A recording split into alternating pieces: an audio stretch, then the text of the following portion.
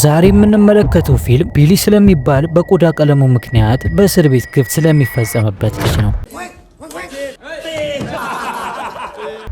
ቢሊ ባላሰበው ሁኔታና አጋጣሚ በታይላንድ ውስጥ ከባባድ ማፊያዎች ወደሚገኙበት ጨካኝ እስር ቤት ገብቷል። በዚያም ሲገባ የነበረበት ሁኔታ በጣም አስፈሪ ነበር። ጓደኛ የለው፣ ቋንቋ አይችል፣ ብቻ እንደ ውሻ ቡችላ የእስረኞቹ መጫወች ሆኖ አረፈው። ከፈጣሪ በቀር ከነዚህ ጭራቆች የሚያድነው ማንም አልነበረም። አይዞ ቢሊ። ገና እንደገባ ነበር ልብሱን አስወልቀው እየተቀባበሉ የደበደቡት። ግን ማንም ያላወቀውና ያልገመተው አንድ ነገር ቢኖር ይህ አሁን የተሰበረና መድረሻ የሌለው የሚመስል ልጅ በትክክል የቦክስ ዓለም ሻምፒዮን ነበር። ጥሎት ከነዚህ ወንበዴዎች ጋር ታጎረ እንጂ። እስረኞቹ እንደዛ የደበደቡት ልጅ የዓለም ጠንካራ ሰዎችን በቡጤ አናግሮ የመጣ መሆኑን በቅርቡ ግን ይገነዘቡታል።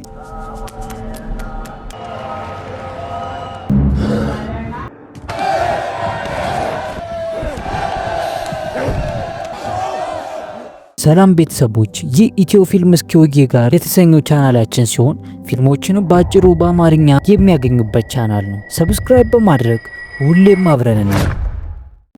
ፊልሙ የሚጀምረው ቢሊ ወደ እስር ቤት ከመግባቱ በፊት የነበረው ህይወቱን እያሳየን ነው። ቢሊ በታይላንድ ውስጥ በሚደረጉ ድብቅ የቦክስ ግጥሚያዎችን በማድረግ በሚያገኘው ገቢ ነበር ኑሮውን የሚገፋው። ነገር ግን ቀስ በቀስ አብሯቸው የሚውላቸው የግጥሚያ ጓደኞቹ እጽ መውሰድ አለማምደውት አደገኛ ሱሰኛ ይሆናል። ሱሱን ለማስቀጠል ሲልም ምንም ሳያመነታ ገንዘብ ለማግኘት እጽ ማከፋፈል ይጀምራል። የቀድሞ የቦክስ ሻምፒዮኑ አሁን የመንገድ ላይ እጽ ሻጭ ሆነ ማለት ነው። በዚህም ምክንያት በፖሊስ ታድኖ ይያዛል። ፖሊስ በፍተሻውም ብዙ አደንዛዥ እጽና የጦር መሳሪያ ስላገኘበት በቀጥታ ፍርድ ቤት ቀርቦ የ25 ዓመት እስራት ይፈረድበታል።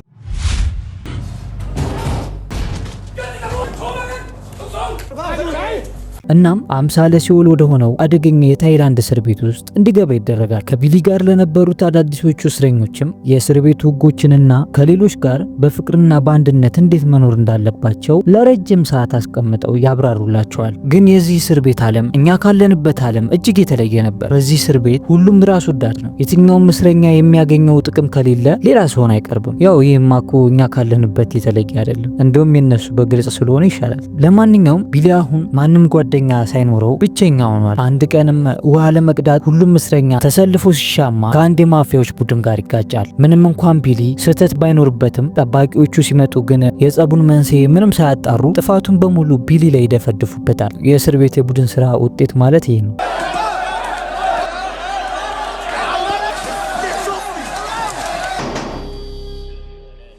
ቅጣቱ ከባድ ነበር። ለመቀመጥ እንኳን አስቸጋሪ በሆነ ለውሻ እንጂ ለሰው የተዘጋጀ በማይመስል ጠባብ ክፍል ውስጥ ተዘግቶበት ለ3 ቀናት ያህል ይቀጣል። በዚህ ጠባብ ክፍል አንድ ቀን የ1 ዓመት ያህል ነበር የምትረዝመው። ቅጣቱን ከጨረሰ በኋላም ወደ ሌላ የእስረኞች ክፍል ሊያዘዋውሩታል። አሁን የገባበት ክፍል ደግሞ ወንጀል መስራት የሚስተካከላቸው ያልነበረ አውሬዎች ጋር ነበር የተመደበው። እነርሱም ካንግ በተባለ መሪያቸው አማካኝነት ጠንካራ የሚባል ቡድን ፈጥሮ ነበር። እነርሱ ጋር እንደደረሰም በምን ወንጀል ነበር የገባው ብለው ጠየቁት። እሱም የእጽ አከፋፋይ እንደነበር መለሰላቸው። እነርሱም አረረ እኛንም ታስጦዘናላ ብለው ይስቁበትና ያላግጡበት ጀመር።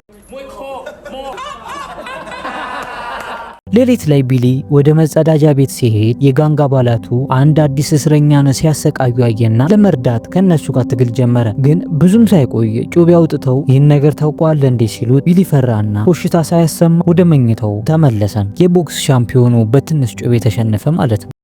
ጠዋት ከእንቅልፉ ሲነቃም ማታ ላይ ሲሰቃይ የነበረው እስረኛ ተሰቅሎ መሞቱን ይመለከታል። በዚህም ቢሊ በከባድ ጭንቀት ውስጥ ገብቶ ይረበሻል። ምክንያቱም ግልጽ ነበር፣ እሱ ልጁን የማዳን አቅም እያለው ጩቤ በመፍራቱ ምክንያት ነበር የልጁ ሕይወት የጠፋው። በዚህ ድንጋጤ ምክንያትም ከፍተኛ ራስ ምታት ውስጥ በመግባቱ ማስታገሻ መድኃኒት ማግኘት እንደሚፈልግ ለቅርብ ጠባቂያቸው ይነግረዋል። ጠባቂው ግን ማንኛውንም ነገር ለማግኘት ከፈለግ ገንዘብ ወይም ሲጋራ ማምጣት ይኖርብሃል አለው። ይህ የጠባቂው መልስም ከራስ ምታቱ ጋር ተዳምሮ ቢሊን አቅሉን ያስተውና ጠባቂውን መደብደብ ይጀምራል።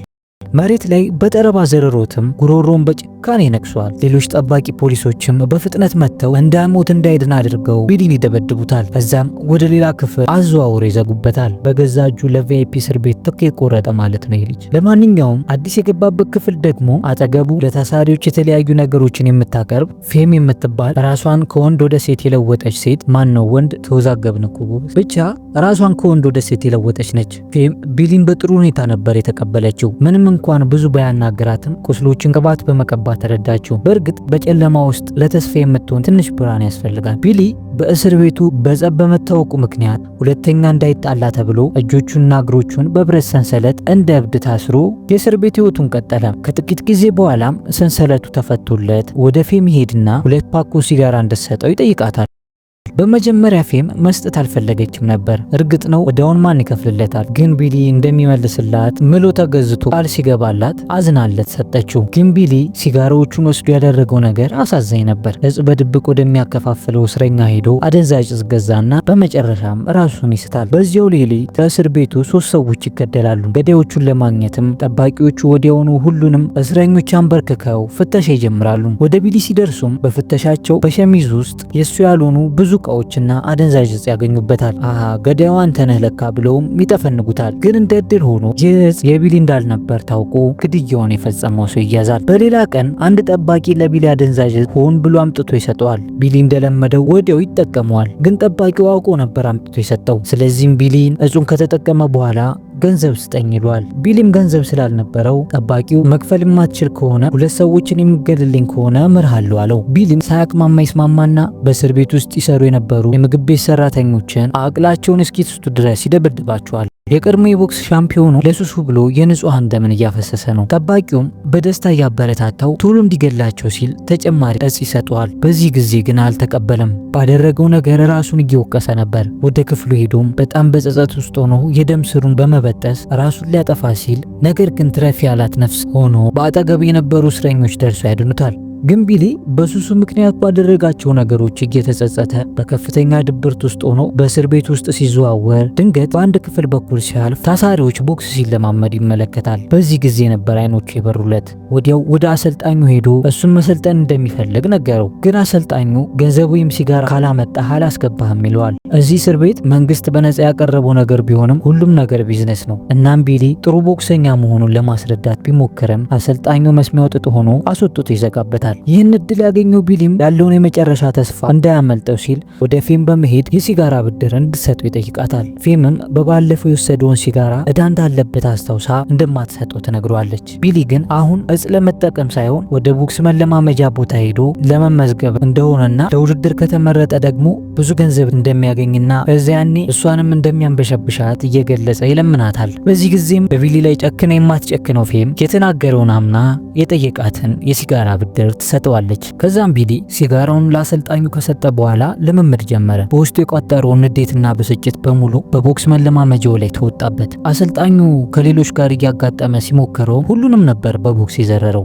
የቀድሞ ሻምፒዮኑ እየተመለሰ ይመስል። ከዛም አሰልጣኙ በእሱ ላይ በጣም ተደስቶ ማረሚያ ቤቶችን ወክሎ በአገር ደረጃ እንዲወዳደር ይመርጠውና በጥንካሬ ያሰለጥነው ጀመር። ከዛም ቢሊ ዕለታዊ የቦክስ ውድድሩን ቀጥሎ ምሽት ላይ እስረኞች የሚያደርጉትን የአሳ ውድድር ቁማር ላይ ይሳተፋል። ከዛም ብዙ ሲጋራ ያሸንፋል። እናም ወዲያው ነበር ያሸነፈውን ሲጋራ ለፌም ወስዶ በመስጠት እዳውን የከፈለው። ከዚህ በኋላ ነበር ከፌም ጋር በግልጽ ማውራት የጀመረው። ፌም አባቷ በጣም ሲያሰቃያት ስለነበር በመጨረሻም በሞት ገላግለው እንደታሰረች በሐዘን ውስጥ ሆና ነገረችው። ቢሊም ከአባቱ ሌላ ማንም እንደሌለውና አባቱ እስር ቤት ውስጥ መግባቱን እንኳን እንደማያውቅ ይነግራታል። ሁለቱም እርስ በርስ በመቀራረብ መጽናናትና ማውራት ይጀምራሉ። ቢሊ አብዛኛውን ጊዜ በሪንግ ውስጥ ነበር ጊዜውን የሚያሳልፈው። ውድድሩም ሊካሄድ 2 ወራት ብቻ ነበር የቀሩት። የውድድሩ ቀን ሲደርስ ወደ ሌላ እስር ቤት ይወሰዳል። በጣም ጥሩ ምግብ ወደሚያገኝበት ክፍል ተዘዋውሯል። ቢሊ ማረሚያ ቤቶችን ወክሎ እንዲያሸንፍ ጥሩ ምግብና ጥሩ ስልጠና እየተሰጠው ነበር። በዚህ ቦታ ትልቅ ወንጀለኞች አልነበሩም። በእርግጥ እንደ ቢሊ ትናንሽ መጥፎ ድርጊቶችን በመፈጸም ወደ እስር ቤት የመጡ ስለነበር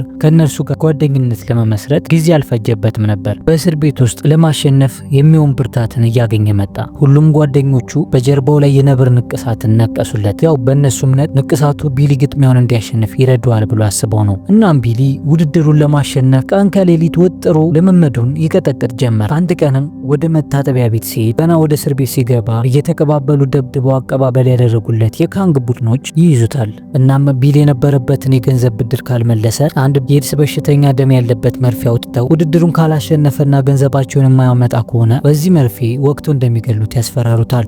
ከዛም በዚህ ሁኔታ በጣም ተጨንቆ ፍቅረኛው ፌምን ለማግኘት ወደ እሷ ጋር ይሄዳል። ግን እዚያ ሲሄድ የገጠመው ነገር በጣም አስገራሚ ነበር። ፌም ከሌላ ሰው ጋር አለሟን እየቀጨች ያገኛታል። እንግዲህ የእስር ቤት ፍቅር ማለት ይሄ ነው። ይህን ሲመለከትም ራሱ መቆጣጠር ተሳነው። ምክንያቱም እሱ በንጹህ ልቡ ነበር ከፌም ጋር ወዳጅነት መስርቶ የነበረው እና ቢሊ ከዚህ ጭንቀቱ ለመውጣት ሲል ብዙ እጽ ይጠቀማል። ነገር ግን እጽን አብዝቶ ከመጠቀሙ የተነሳ ደም መጥፋት ይጀምራል። ይህንንም የጤና ሁኔታ ሊያማክረው ወዲያው ወደ ዶክተር ይሄዳል። ከዛም ዶክተሩ የምርመራ ውጤቱን ነገረው። ብዙ እጽ በመውሰዱ ምክንያት የአካል ክፍሎቹ እንደተዳከሙ፣ ውስጣዊ የደም መፍሰስ እንዳጋጠመው እንዲሁም ከባድ የአካል ብቃት እንቅስቃሴ በማዘውተሩ ሄርኒያ የተባለ በሽታ እንደያዘው ነገረው። እናም የአካል ብቃት እንቅስቃሴውንና እጹን መጠቀም ካላቆመ ለሞቱ ኃላፊነቱን ራሱ እንደሚወስድ አስጠነቀቀው። ቢሊ ፈተናዎች ተደራረቡበት፣ ግን ማንኛውንም መስዋዕትነት ከፍሎ ግጥሚያውን ለማሸነፍ ወስኖ ነበር። በእስር ቤት ውስጥ ለመኖርም ያለው ብቸኛ ተስፋዬ ነበር። ስለዚህ የዶክተሩን ምክር ችላ በማለት ከባድ ልምምዱን ይቀጥላል። በመጨረሻም የውድድሩ ቀን ደረሰ።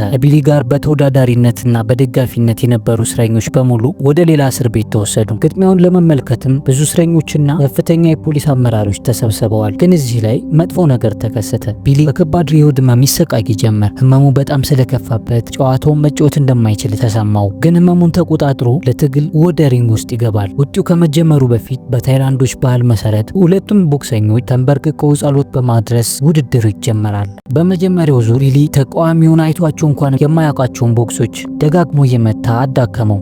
ነገር ግን ጨዋታው እየገፋ ሲሄድ የቢሊ ጤንነት በጣም እየተባባሰ ሄደ። እዚህ ጊዜ ነበር ተጋጣሚው ሆዱን ሲመታው ቢሊ ራሱን መቆጣጠር የተሳነው እና ተጋጣሚው በዚህ ጊዜ የቢሊን ድክመት ይመለከታል እና ቢሊን ለማሸነፍ ደጋግሞ ሆዱን መምታቱን ቀጠለ። መስኪኑ ቢሊም አልቻለም። ህመሙ ጸንቶበት ይወድቃል እና በቃ ቢሊ ተሸነፈ ተብሎ ሁሉም ተስፋ ቆርጦ ሳለ በመጨረሻው ዙር ግን ያልተጠበቀ ነገር ተከሰተ።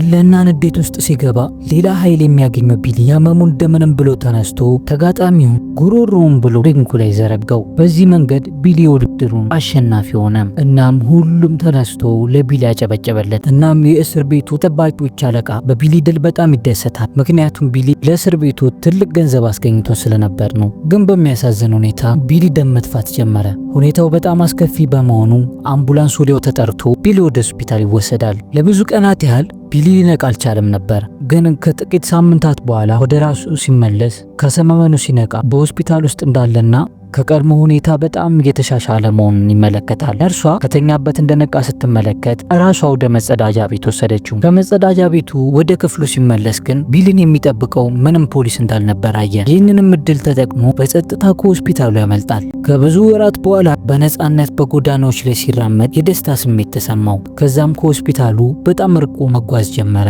አሁን ማንም ከልካይ የሌለበት ነፃ ሰው ነበር። ነገር ግን ይህ ነፃነቱ ደስታ አልሰጠውም። በእርግጥ እኔ ግን ነፃ ነኝ ብሎ ራሱን ጠየቀ። ህይወቱን በሙሉ ከፖሊስ መሸሽ እንደማይችልም አወቀ። እንዲህ ያለ ነፃነትም አላስፈለገውም ነበር። ይህም በማሰብም ወደ ሆስፒታሉ ይመለሳል። በሆስፒታሉ ውስጥ ብዙ ሳምንታትን ካሳለፈ በኋላ የቢሊ ሁኔታ ሲሻሻል ፖሊስ ወደ እስር ቤት መለሰው። ግን እዛ እንደገባ አስደሳች ነገር ነበር ያጋጠመው። አባቱ ከእንግሊዝ ሀገር ተጠርቶ መጥቶለት ነበር እና አባቱን በማየቱ ቢሊ በጣም በደስታ ተሞላ።